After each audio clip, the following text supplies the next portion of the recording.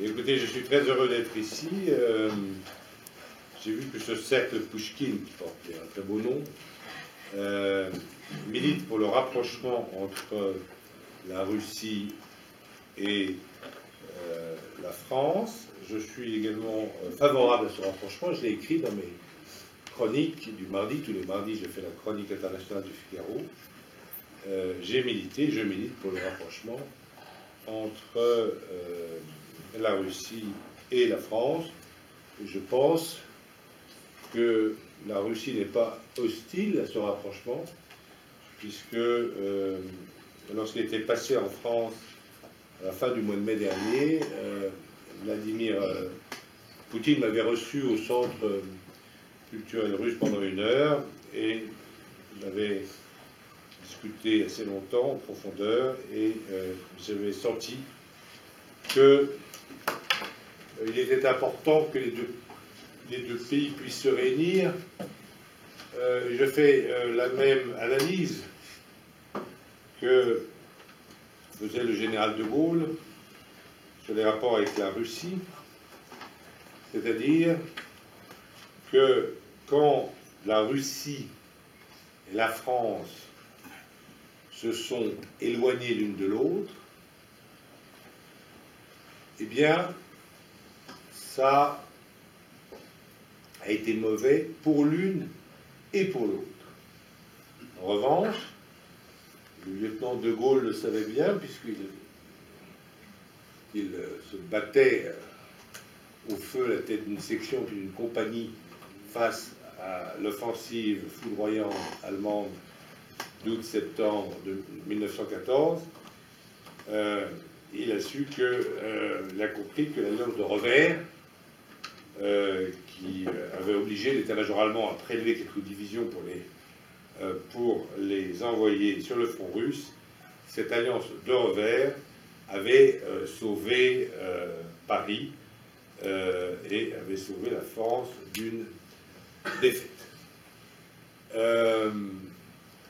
Je vous recommande d'ailleurs, j'ai chroniqué ce matin dans Figaro littéraire, l'excellent livre de Hélène Carrère-Lancause sur De Gaulle et la Russie, qui vient de sortir. Donc je suis très heureux d'être ici. Et évidemment que la France et la Russie ont des points de vue différents sur beaucoup de questions, mais ce n'est pas une raison pour ne pas se rapprocher. C'est ce qu'avait compris Sadi Carnot en 1894. C'est ce que n'avait pas compris, hélas, Laval en 1935.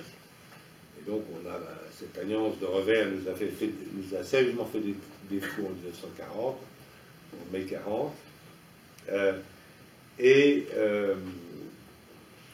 C'est ce qu'avait compris De Gaulle qui, par son grand voyage de 66, va faire une politique de coopération avec la Russie extrêmement approfondie. Il ne disait pas l'Union soviétique, il disait la Russie, et qui finalement a été critiqué, puisqu'il y a eu l'affaire de Prague en 68, etc. Mais si vous regardez le long terme, si vous regardez l'histoire longue, en fait, vous apercevez que l'idée d'une Europe de l'Atlantique à l'Oural, c'est une idée très forte, et c'est d'ailleurs ce qui va finir par se passer. Alors, revenons à notre sujet, une fois que j'ai fait l'éloge du cercle Pouchkine. Notre sujet, on m'a demandé de traiter l'idéologie néoconservatrice et la politique étrangère de la France. Alors, qu'est-ce que c'est que l'idéologie néoconservatrice? C'est une idéologie qui est née aux États-Unis, qui est née d'ailleurs à gauche, qui est née avec le sénateur Jackson, qui était démocrate, et qui ensuite a été portée par des hommes qui étaient d'abord des intellectuels qui étaient démocrates, mais qui sont devenus ensuite républicains. Robert Kaplan, Bill Kristol, Paul Wolfowitz, Richard Pearl, etc., et qui ont réussi à convaincre le président Bush et son vice-président Dick Cheney de les rallier à leur cause néoconservatrice. Alors c'est quoi? C'est une digestion, à mon avis, pas tout à fait complète de l'œuvre de Léo Strauss. Vous savez, Léo Strauss était un disciple de Schmitt, qui a dû partir parce qu'il était juif d'Allemagne en 1933, mais qui a toujours correspondu avec Schmitt, même après la guerre, et qui est le grand défenseur de la justice. Et pour les... alors que Schmitt est bien sûr le défenseur de l'État. Alors pour les néoconservateurs, la politique étrangère, ce qui est important dans la politique étrangère, c'est pas la paix. Alors que pour les Metternichiens, pour les réalistes, ceux qui ont fait la paix de Vienne de 1815, qui peut même durer jusqu'en 1914, pour les Kissingeriens, lui-même Kissinger a beaucoup étudié évidemment la paix de Westphalie de 1648, puis il a fait sa thèse dessus, mais les équilibres nécessaires entre puissances pour assurer la paix, eh bien, les néoconservateurs estiment que la justice, la démocratie, leurs propres valeurs sont supérieures à la paix. Ils doivent donc être répandus, si besoin est, par la force. Alors, si on peut la répandre, naturellement, tant mieux, mais s'il faut utiliser la force, eh bien, on est prêt à le faire. C'est un peu ça, l'idéologie néoconservatrice. Et alors, c'est né avec l'irruption de la morale dans la politique étrangère. Alors, un petit peu avec Reagan, vous savez, qui avait parlé de l'empire du mal. Le mal, le bien. Alors, avant, dans les années 50, Truman, une politique de containment contre l'Union soviétique, mais il n'employait pas ces termes moraux. Alors, il prenait des termes politiques, le totalitarisme, l'absence de liberté, le rideau de fer, mais ce n'étaient pas des notions morales, le bien contre le mal. Et Reagan a employé cette expression, et en fait, les néoconservateurs qui vont venir après, donc ils vont convaincre W. Bush de leur politique, pas le père de Bush, pas H. Bush, parce que H. Bush est un Kissingerien. H. Bush est, donc le Bush 41, le premier Bush, il est metternichien. Lorsque il peut envahir l'Irak en 91 après avoir libéré le Koweït, il se pose la question, faut-il que j'envahisse l'Irak, alors si on est néoconservateur, pour y installer quoi? La démocratie et la justice. Et là, ils se sont réunis autour d'une table, et l'un des convives, il y avait Colin Powell, il y avait le secrétaire d'État, il y avait le chef de la sécurité nationale, Scowcroft, qui m'a raconté la scène lui-même. Et ils se sont dit, en fait, l'Irak, il y a des Kurdes, des sunnites, des chiites, c'est pas une population homogène, on ne sait pas très bien faire. Et puis, la deuxième raison, cette petite réunion, ils ont dit, quand même, il y a l'Iran. On a besoin d'un équilibre face à l'Iran. Donc, on ne va pas aller à Bagdad faire sauter Saddam Hussein. C'est une décision qui a été prise, très tout à fait consciente, en réunion dans le bureau oval. Ça, c'est H. Bush. Mais comme vous le savez, W. Bush n'était pas du tout du même avis que son père, et d'ailleurs ne le consultait pas. Un journaliste lui avait demandé, mais Monsieur le Président, vous allez partir, vous partez à la guerre contre l'Irak, avez-vous consulté votre père?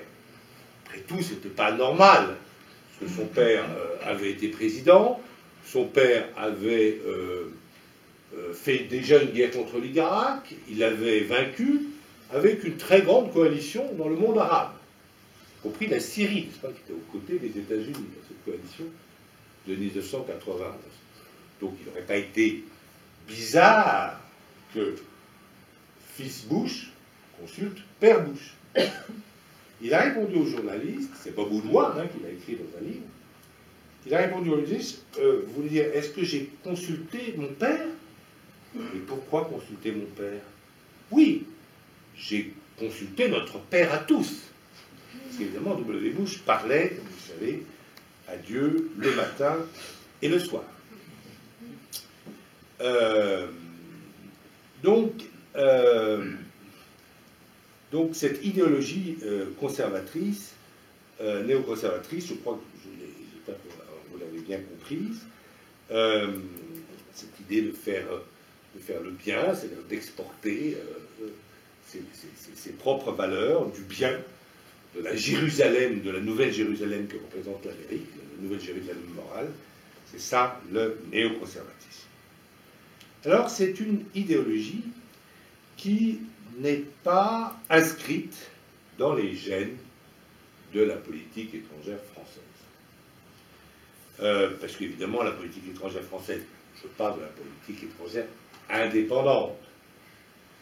Je ne parle pas d'une politique étrangère où on fait une expédition militaire à Suez, qu'on gagne, et quand quelqu'un claque du doigt, on se retire. Ça, c'est pas une politique étrangère indépendante.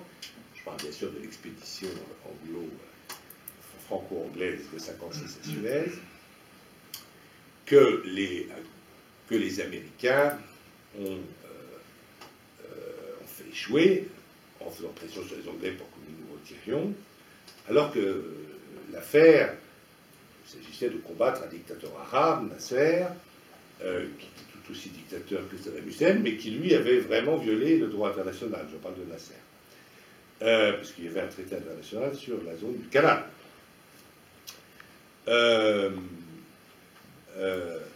La politique étrangère de la France, évidemment, revient quand le général de Gaulle revient aux affaires en 1958. Et à ce moment-là, il précise bien dans une conférence de presse de 1959 ce qu'est la politique étrangère de la France. La France, bien sûr, a des alliés, et d'ailleurs dans la crise de Berlin de 1959, puis même dans celle de 1961, et dans la crise des missiles de 1962, il va être le premier à être aux côtés des Américains et à les soutenir, et même à leur reprocher de ne pas être assez dur dans la crise de 1959 et de 1961 sur Berlin. Mais il dit à un journaliste, non, monsieur, la France n'a pas d'amis à la politique étrangère. Elle n'a que des intérêts. Et le deuxième gène important qui crée la chimie gaulliste dans la politique étrangère française, c'est évidemment que en politique étrangère, on doit, c'est pas une politique des émotions, c'est pas une politique des affections, c'est une politique où il faut prendre les réalités telles qu'elles sont. Et c'est pour ça que De Gaulle décide, avant tout le monde, de reconnaître la Chine communiste en 1964, un régime qu'il n'aimait pas particulièrement. C'était le début de la révolution culturelle, mais il avait dit, que voulez-vous? Il faut prendre les réalités telles qu'elles sont.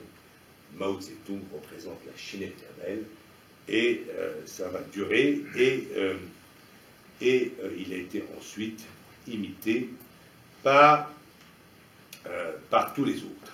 Alors, cette idéologie, quand est-ce qu'elle commence, cette idéologie néoconservatrice, quand est-ce qu'elle commence à envahir subrepticement la politique étrangère, et notamment ce qu'on appelle le troisième étage du Quai d'Orsay, la direction politique?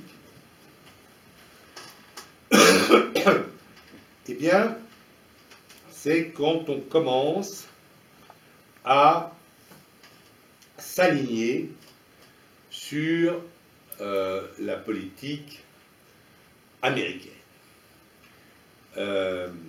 Et on voit un premier alignement avec le Kosovo. Kosovo, donc on est en 99, Védrine ministre des Affaires étrangères, cohabitation, Jospin, Premier ministre, Chirac, président. Et conférence à Rambouillet, et bon, ça ne... aucun résultat, et à la fin de la conférence, je demande à Madeleine Albright, qui est donc secrétaire d'État des États-Unis, dans une salle qui était pleine comme celle-là, Madame le secrétaire d'État, si les Albanais refusent, si les Serbes refusent de signer, qu'est-ce que vous faites? Nous les bombardons. Et si les Albanais refusent de signer, qu'est-ce que vous faites? Nous cesserons de les aider. Vous avez déjà une... Et là, les Français ont laissé la chose déraper vers l'intervention militaire française contre un pays, alors dont la politique pouvait tout à fait être considérée comme fautive, en Bosnie, ensuite à Kosovo, on peut discuter de la chose. Mais fallait-il que des avions français bombardassent le seul pays d'Europe où, au centre de la capitale, il y a un monument à la France, pas un pays pour lequel quand même la France est entrée dans la Première Guerre mondiale et a perdu la moitié de sa jeunesse. Peut-être réfléchir un petit peu et poursuivre la diplomatie. Mais là, nous nous sommes alignés. Assez vite, d'ailleurs, Chirac a compris. Et là, j'ai d'ailleurs joué un petit rôle parce que j'étais à Belgrade sous les bombes et j'ai appelé mon ami Villepin et il y avait un fou américain qui s'appelait Wesley Clark qui avait bombardé les ponts de Novi Sad. Novi Sad, c'est une ville au nord de la Serbie, qui était d'ailleurs une ville d'opposition à Milosevic. Les pauvres n'avaient rien à voir avec le Kosovo. Et le Danube est assez large. On avait détruit ces ponts. Et là, j'ai appelé... et il voulait aussi détruire les ponts de Belgrade. Donc là, j'ai appelé Villepin et je lui ai dit, mais tes docteurs Folamour, tu les arrêtes ou pas, quoi? Et le lendemain, ça a marché. Chirac a mis son veto au bombardement des ponts de Belgrade qui étaient programmés. C'est un peu comme si on avait bombardé les ponts de Paris, l'Amérique, parce qu'elle n'était pas d'accord, l'Amérique, avec la politique anti-insurrectionnelle que menait le général Massu à la tête de la 11e DP à Alger en 1957.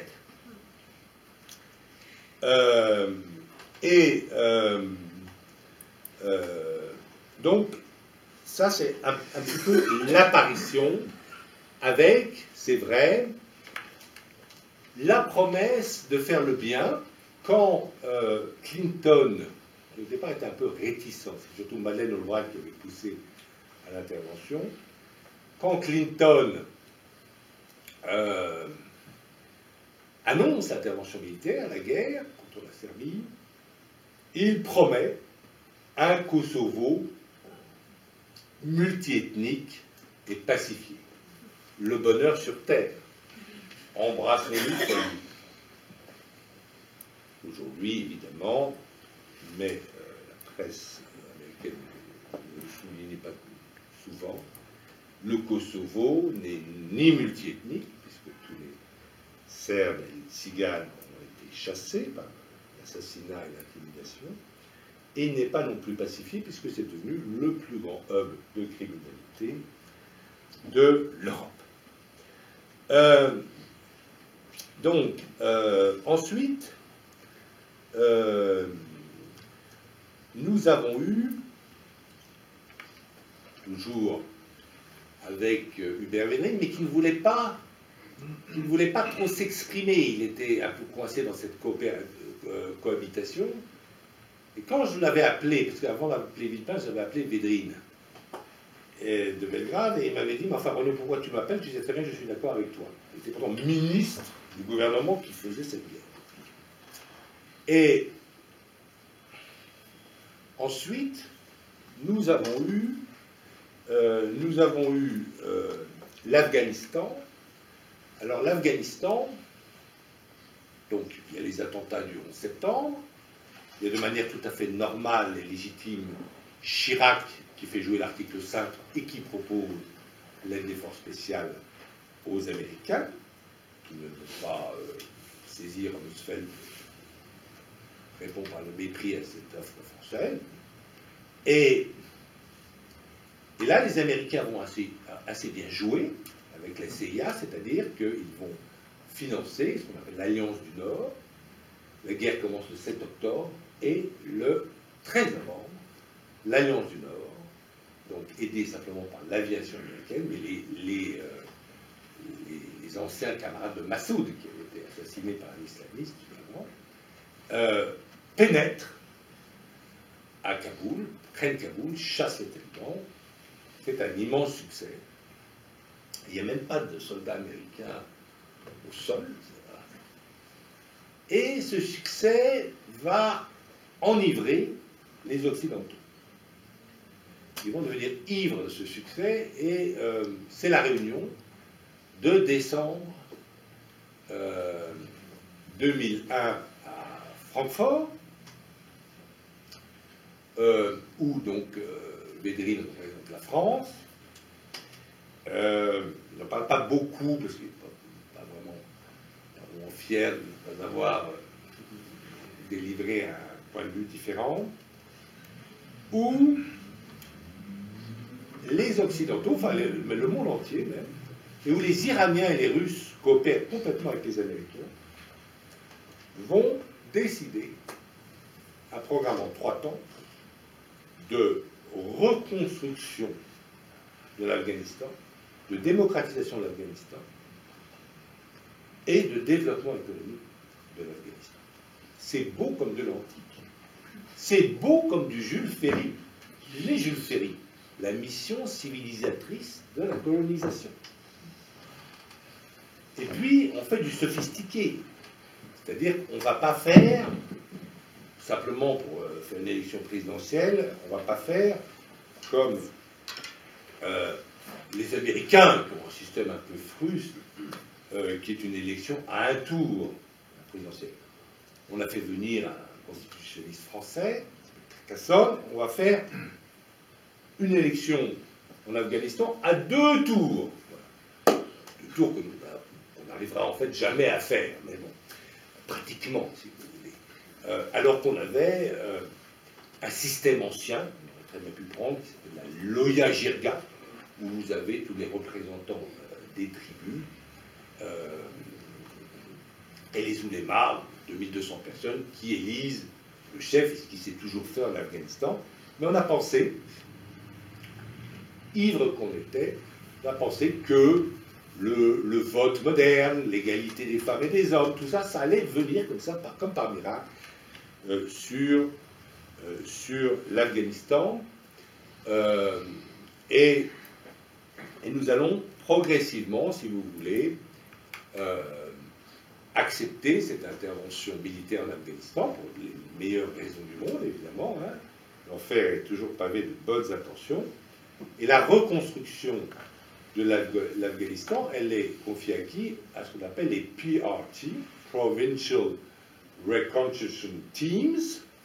Les PRT qui sont donc gérés par les soldats de l'OTAN. On avait juste oublié un tout petit détail, c'est que les Afghans, qui ont comme une certaine histoire derrière eux, ils n'aiment pas les étrangers en armes chez eux. C'est drôle, hein, mais c'est comme ça. Voilà. Et vous savez, je ne vais pas vous raconter la suite, parce que vous l'avez suivi sur vos écrans de télévision. Mais ça, c'était juste bon. Et puis, il va y avoir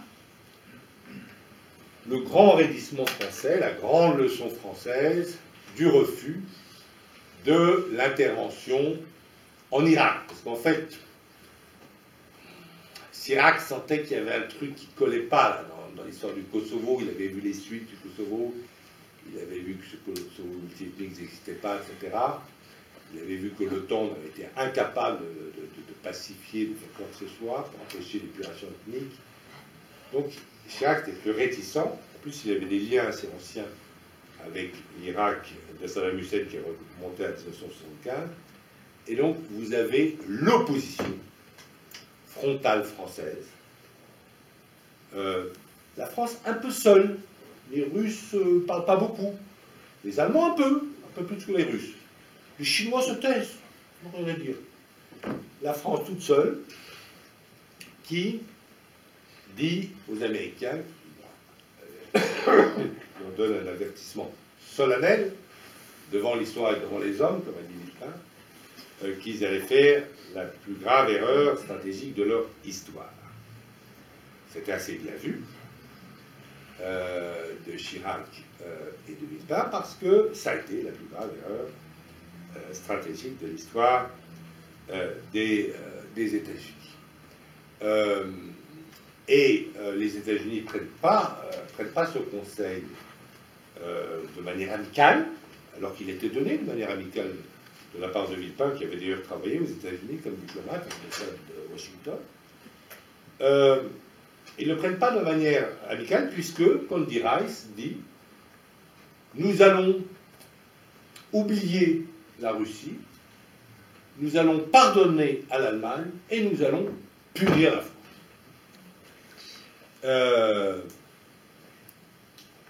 Assez vite, on va s'apercevoir que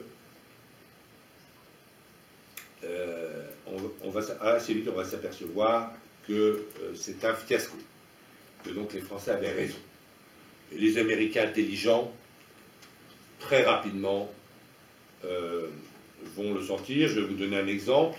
Pour le Figaro, en janvier 2001, j'avais fait 2 grandes interviews.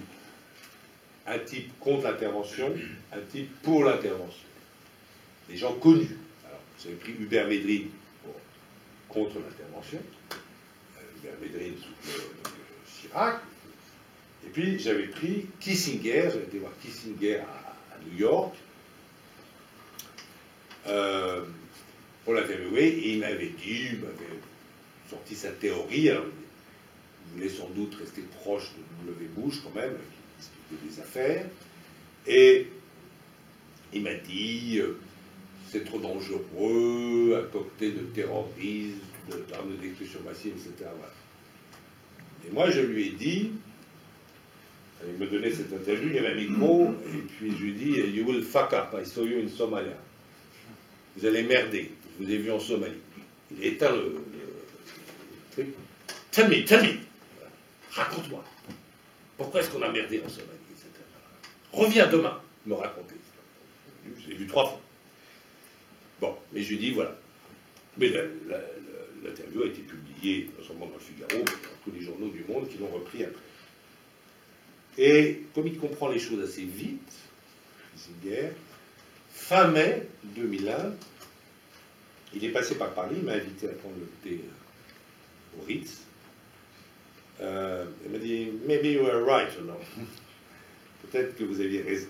Il avait vite compris, les Américains ont assez vite compris qu'ils avaient tort. Mais, les Francs, quant aux Français, ils ont été tellement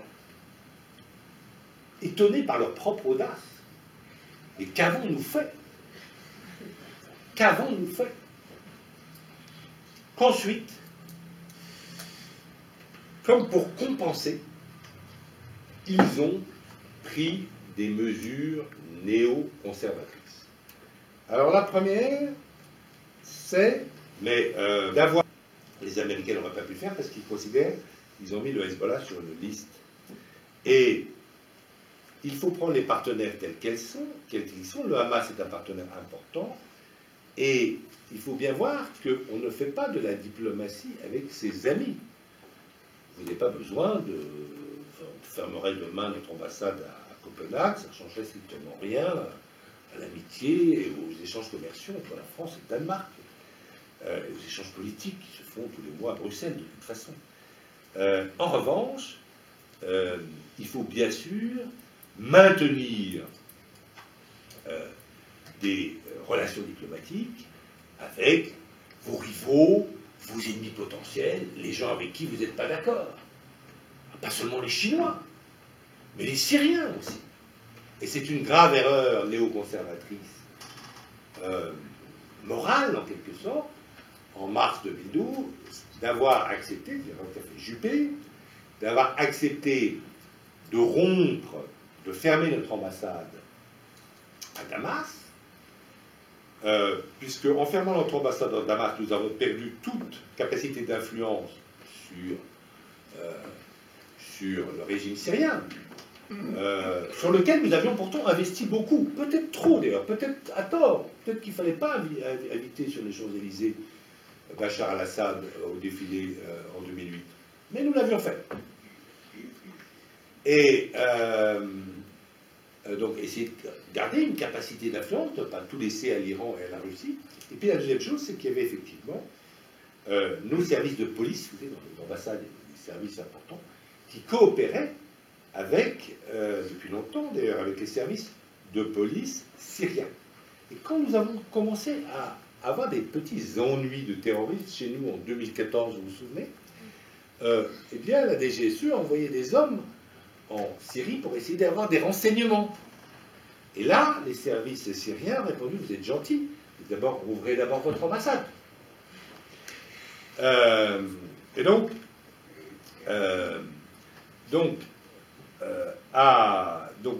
c'est à partir de ce moment-là, si vous voulez, le premier geste, donc ça a été le Hamas. Bien sûr qu'il faut faire de la diplomatie avec le Hamas, c'est une réalité qui compte, que nous l'aimions ou pas. Voilà. C'est comme le régime chinois. On n'est pas forcé d'aimer le régime chinois. Bah, c'est une réalité qui compte, il faut faire de la diplomatie avec le régime chinois. Et donc, ça a été la première, la première. Ensuite, il y a eu évidemment le geste par Sarkozy de réintégrer l'OTAN, l'organisation intégrée, parce que tout le monde sait que nous sommes bien sûr membres de l'Alliance, que le général de Gaulle lui-même avait reconduit cette alliance.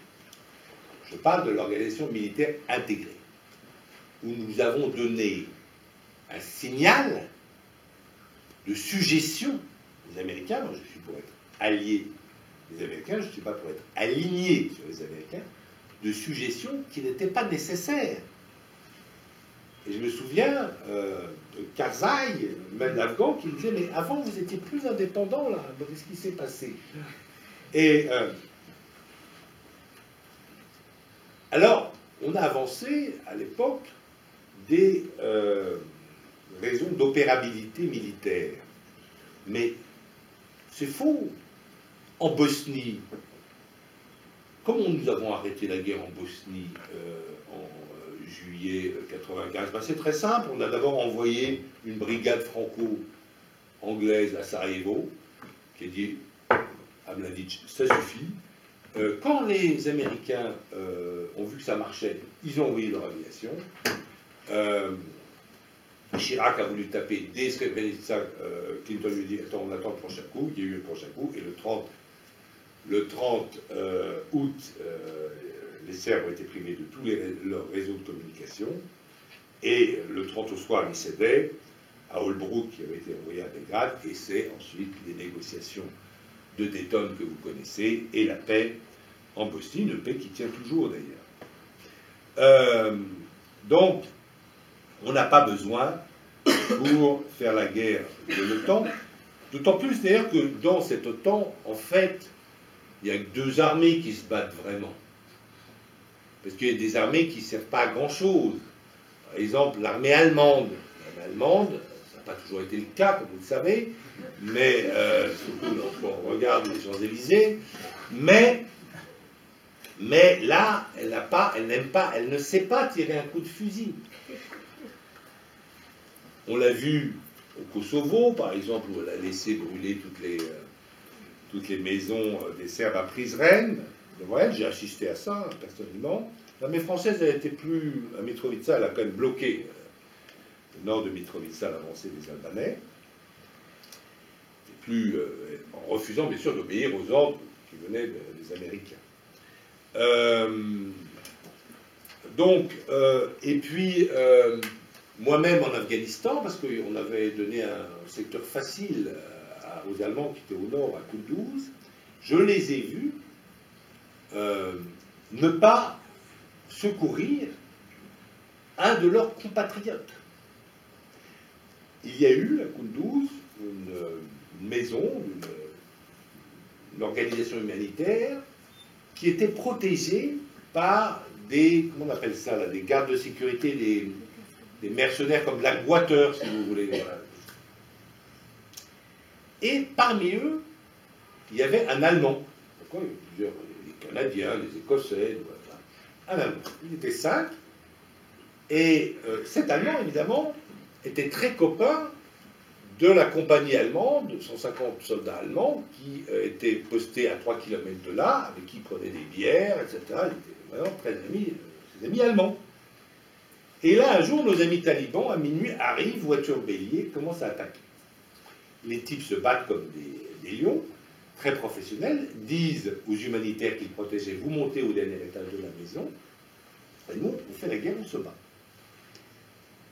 Et, mais l'Allemand, tout de suite, qu'est-ce qu'il fait? Évidemment, il prend son portable, le portable, ça marche très bien en Afghanistan, il est partout, il appelle son pote allemand, le patron de la compagnie. On est attaqué par les talibans, venez, quoi. Les types avaient 3, ils étaient 150, hein. Vous avez 3 km à faire. Ils ne sont pas venus. Ils ont envoyé un drone à 6 h du matin pour voir un peu ce qui se passait. Et puis ensuite, ils sont venus à 9 h. Voilà. Mais c'était déjà réglé, puisque l'armée afghane, très tard, était intervenue à 3 h.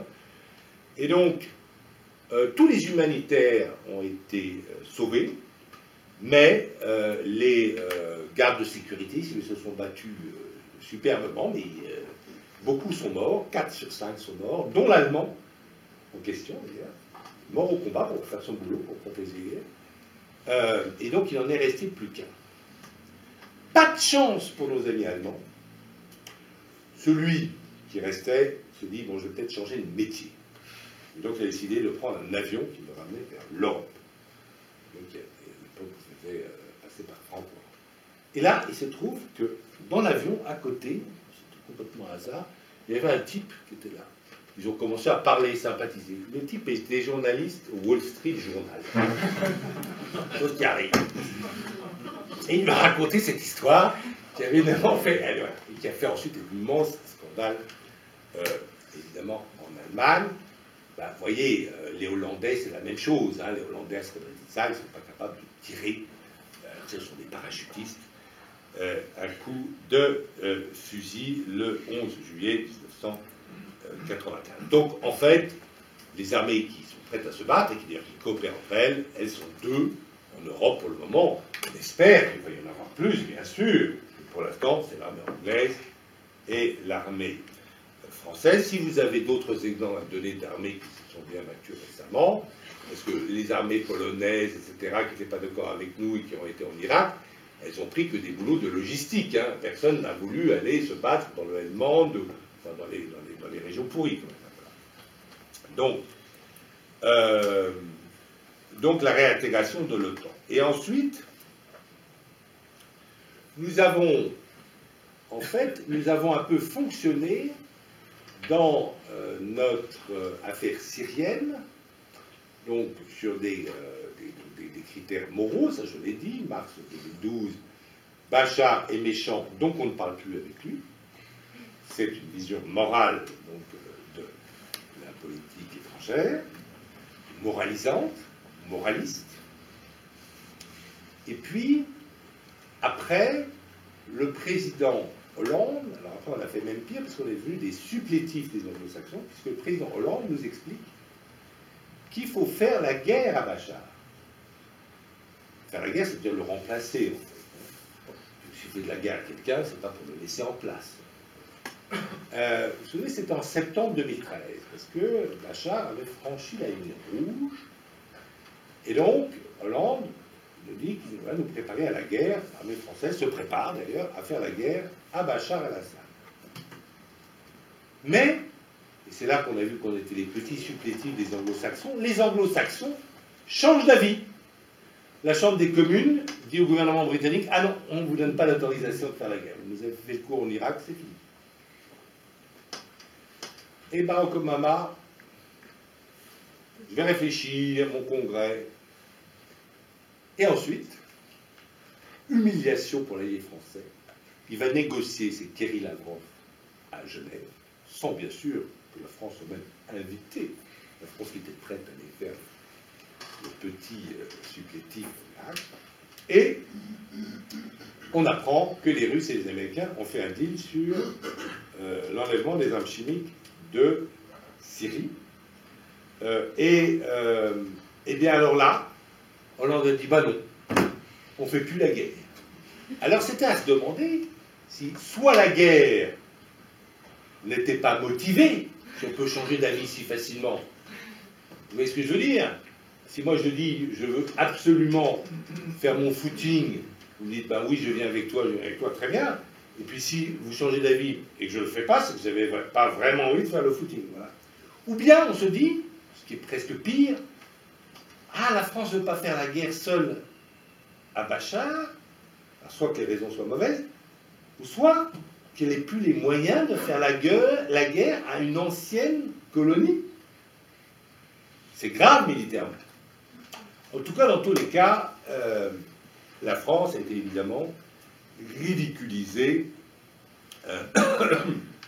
dans cette affaire. Et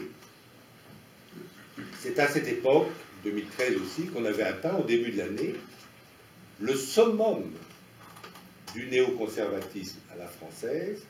C'était quand nous voulions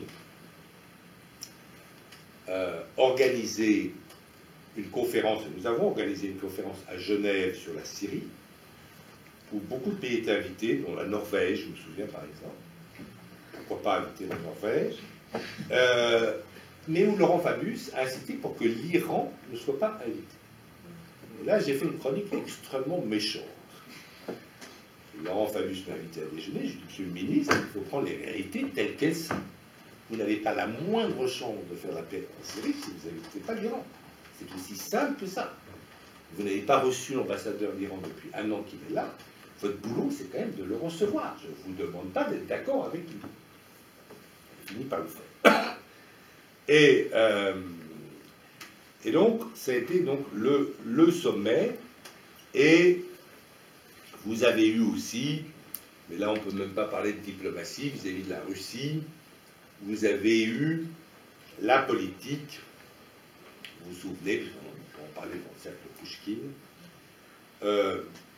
de Vladimir Poutine qui devait venir inaugurer le centre culturel, la cathédrale du Pont d'Alma, et le président de la République qui prend un petit café là, un dimanche avec deux journalistes de la Corrèze libérée, etc. Et il dit, oh bah oui, je sais pas, peut-être ben que oui, peut-être ben que non, je ne sais pas quoi lui dire. Donc tout ça devient une dépêche de l'AFP, Poutine est un peu condescendant, Dieu. Je sens que le président n'est pas très à l'aise, et donc je reviendrai en France quand le président le sentira mieux. Il avait fait aussi une faute incroyable, Hollande, c'est que il avait refusé d'aller. Là, je me suis senti un peu, j'ai eu un peu honte personnellement dans le français. Il n'est pas allé aux cérémonies de la victoire du 70e, la victoire du 9 mai 1945 à Moscou, quand on se rappelle l'épopée de Normandie-Niemen, etc. Là, je crois qu'il a préféré faire un voyage dans les Caraïbes. Et là, on voit que le néoconservatisme, la politique moralisante avait atteint des altitudes incroyables. Parce qu'en fait, il faut dire quand même les choses comme elles sont. Hein. 85% des divisions mécanisées hitlériennes ont quand même été détruites par les Russes. Alors, mais de manière assez spectaculaire, Macron, qui avait d'ailleurs lu mon petit livre, qui s'appelle Retour au réalisme, qui s'appelle Quelle diplomatie pour la France, prendre les réalités telles qu'elles sont, va changer à 180 degrés cette politique. Première mesure, fait tout le contraire de Hollande, qui ne cite jamais, vous avez vu dans ses discours, il dit mon prédécesseur. Le seul qui cite, c'est De Gaulle qui a droit à un nom. Hollande, c'est mon prédécesseur. Il invite Poutine à Versailles. Alors évidemment, chacun ensuite a ses intérêts, il les exprime, etc. Il, d'ailleurs, fait un protocole de coopération, pour en parler, c'est une question sur la Syrie. Il reprend le concept d'ennemi principal, c'est-à-dire que la France a un ennemi principal, doit donc se concentrer à le combattre, qui sont bien sûr les islamistes. Et c'est là d'ailleurs qu'il dit, sur la Syrie, il fait cette phrase qui lui a été extrêmement reprochée par toute la presse néoconservatrice et qui est importante en France. Il dit « On ne m'a pas présenté le successeur légitime de Bachar el-Assad. » Et ça, c'est très important. C'est d'ailleurs une doctrine que je développe dans ce petit livre, parce que je dis il y aura toujours des interventions extérieures de la France, qu'on appelle des interventions d'humanité, comme avant la guerre de 14, mais j'y attache 3 conditions. Je trouve qu'un président devrait y mettre 3 conditions supplémentaires, outre bien sûr le respect du droit international, c'est-à-dire de l'aval du Conseil de sécurité. Vous voulez virer un dictateur, vous le remplacez par qui? Très bien, vous voulez virer Bachar, vous voulez Kadhafi, vous voulez virer Saddam Hussein, vous le remplacez par qui? Deuxièmement, vous avez dit que vous allez faire ça pour protéger les populations civiles, c'est ce que Juppé va dire en mars 2011 au Conseil de sécurité de l'ONU sur la Libye. Êtes-vous prêt à garantir que la situation de ces populations civiles sont meilleures après votre intervention qu'avant? C'est quand même la moindre des choses. Je suis allé plusieurs fois en Libye et en Irak après l'intervention occidentale. Je n'ai pas trouvé un seul mère de famille qui ne regretta pas le système ancien. Parce qu'il y a pire que la dictature politique, il y a l'anarchie, il y a pire que l'anarchie, il y a la guerre civile. Et la troisième condition, pour toute intervention extérieure, pour virer un dictateur du monde arabo-musulman, c'est bien sûr de ménager les intérêts à moyen et long terme de la France, et Kadhafi avait tous les torts du monde, mais, et d'ailleurs Macron a dit qu'il n'aurait jamais fait l'intervention en Libye, hein, il l'a dit il y a 2 jours, il y avait tous les torts du monde, très cruel, Kadhafi, mais il y avait 2 mérites pour nous.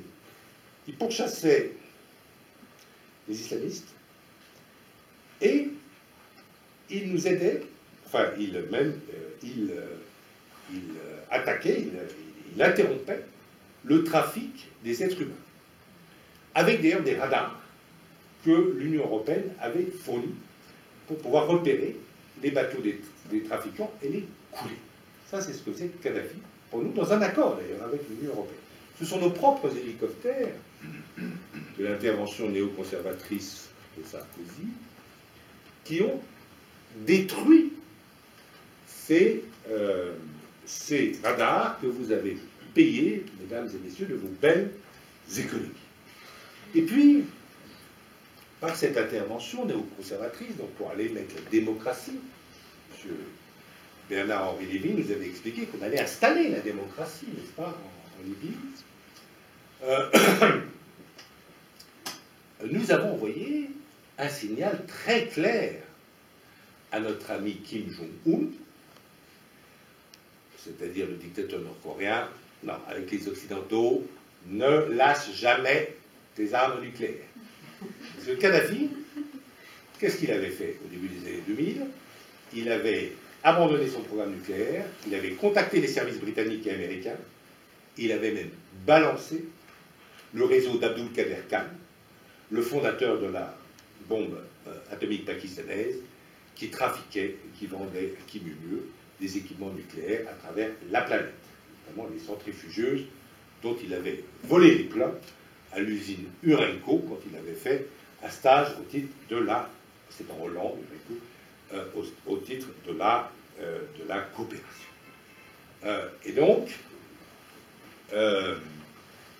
cette intervention est typiquement une intervention néo-conservatrice. Et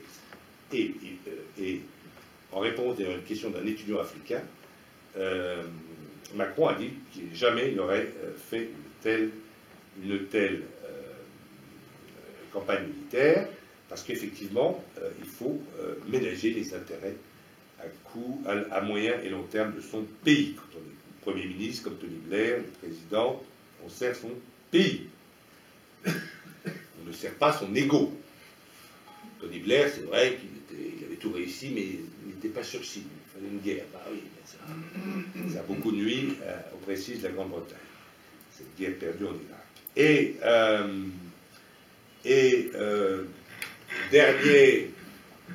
Dernière étape où très clairement les néoconservateurs, qui sont encore un peu ici et là, dans l'administration française, notamment à la direction des affaires stratégiques du ministère de la Défense, et il y en a encore quelques-uns bien sûr, mais là on voit vraiment qu'ils ont perdu, c'est quand le président Macron a reçu le président Al-Sisi d'Égypte.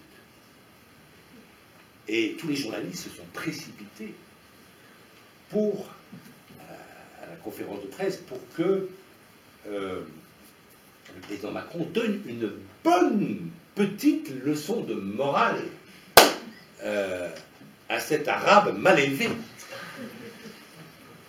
puisqu'il ne respecte pas la justice, les procédures judiciaires, les droits de l'homme, etc.